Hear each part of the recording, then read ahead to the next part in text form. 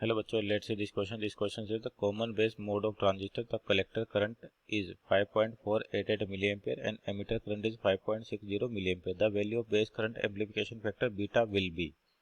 तो देखिए आपका ट्रांजिस्टर का बेस्ड क्वेश्चन है, तो की कॉन्सेप्ट क्या होगा यहाँ पर, की कॉन्सेप्ट और कौन सा ट्रांजिस्टर, कॉमन बेस। आपके पास कॉमन बेस में आपका ट्रांजिस्टर वर्ड यूज कर रखा है और आपको करंट एम्प्लीफिकेशन फैक्टर बताना है, इसका करंट गेन की वैल्यू बतानी है अपने पास किसके अंदर, ट्रांजिस्टर के लिए करंट गेन।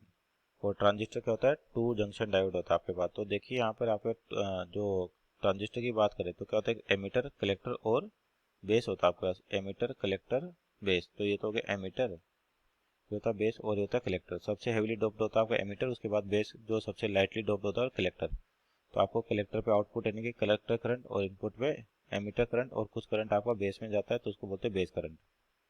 अब यहाँ पे देखिए आपको कलेक्टर करंट की वैल्यू दे रखी है, आईसी की तो वैल्यू दे रखी है कितनी, 5.4888 मिली एम्पियर।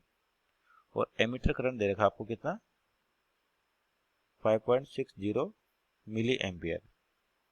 और अपने को चाहिए बेस करंट एम्प्लीफिकेशन फैक्टर यानी कि बीटा, तो जिसकी वैल्यू क्या होती है, आईसी अपॉन आईबी, यानी कॉमन बेस दे रखा है। तो यहाँ पर जो बेस करंट एम्प्लीफिकेशन फैक्टर है बीटा, इसकी वैल्यू क्या होती है, आउटपुट यानी कि आईसी अपॉन जो आपके पास दे रखा है आईबी।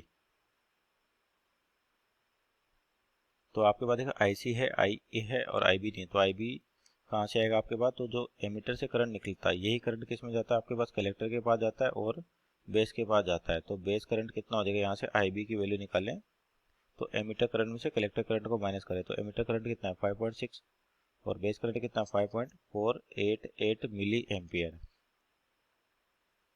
तो जो बेस करंट हो जाएगा आपके पास ये आएगा 0.112 मिली एम्पियर। तो अपन बेस एम्प्लीफिकेशन फैक्टर लिख सकते हैं, कितना आ जाएगा आपके पास बेस एम्प्लीफिकेशन फैक्टर, आईसी जो कितना देर का 5.488 डिवाइड बाई 0.112। तो इसको सोल्व करें तो आपके पास जो बेस करंट एम्प्लीफिकेशन फैक्टर आ जाएगा ये आ रहा है 49 यानी कि 49। So this our final answer. Option check है तो option number A is our right answer. Hope you understood well. Best of luck.